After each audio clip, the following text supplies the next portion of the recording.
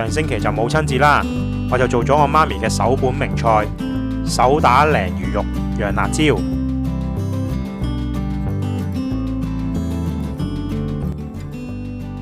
首先啦，我哋去魚檔買鯪魚呢，你就叫魚檔俾啲細條啲嘅魚你，順便呢，你就可以叫佢幫你起埋條魚脊骨。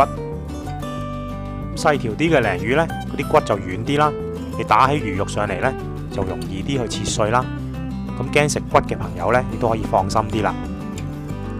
我哋將魚肉呢就一開二啦，然之後每邊嘅魚肉呢就可以切成薄片。魚片呢就切得越薄越好啦，因為我哋而家呢亦都係切碎緊啲魚骨啦。如果你切得厚身呢，咁你打出嚟嘅魚肉呢就可能又會有骨碎喺裏邊，咁咪影響個口感啊。咁我嘅家鄉呢就喺廣東順德啦，而順德名菜之一呢就係呢一道手打鯪魚肉啦，所以我母親呢亦都好拿手煮呢一道順德名菜㗎。咁鯪魚肉呢嘅煮法就真係千變萬化啦，你又可以攞嚟做酥炸鯪魚球啦，可以釀豆腐啦，釀矮瓜啦，釀辣椒啦，煎魚餅啦，甚至乎火鍋打邊爐啦，樣樣嘅煮法呢都一樣咁好食。魚片切好咗之後呢，就再慢慢切碎啦，就揾把厚啲嘅刀、重啲嘅刀呢，好似平時我哋切肉餅咁樣剁佢就 OK 噶啦。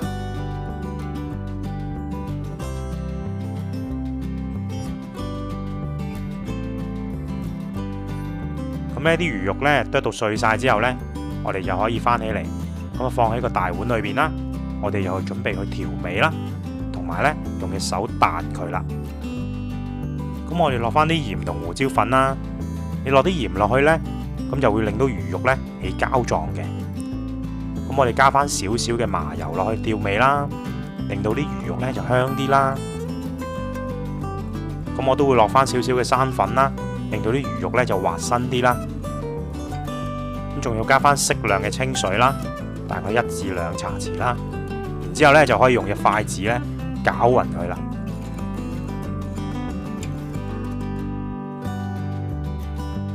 咁你攪勻咗幾分鐘之後呢，就可以開始用隻手呢撻啲魚肉啦。咁啊撻佢幾分鐘啦，直至到呢魚肉呢就開始黏手，咁你啲魚肉呢就可以彈噶啦。咁俾個小貼士大家啦，如果你打極啲魚肉都係唔黏手呢，你就可以慢慢加少少鹽，咁咧你就會發覺呢，佢就會慢慢黐手起嚟噶啦。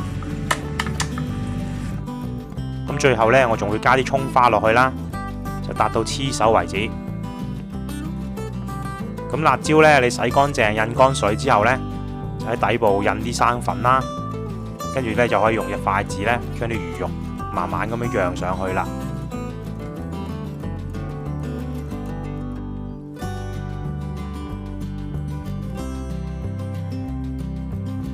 釀好啲辣椒呢，我哋用個細火啦，先將啲魚肉呢煎熟先。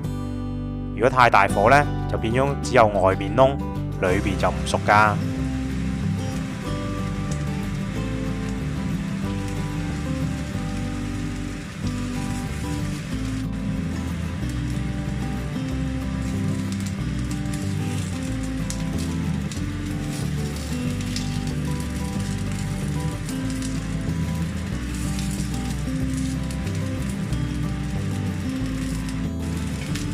咁煎到呢魚肉嗰邊就開始金黃色啦，辣椒嗰邊呢就少少燶燶地呢，咁就 OK 噶啦。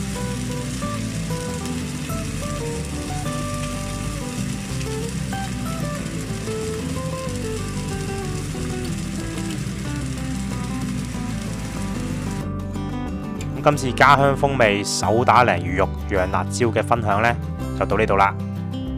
咁記住訂閱我嘅頻道啊！我哋下次見，拜拜。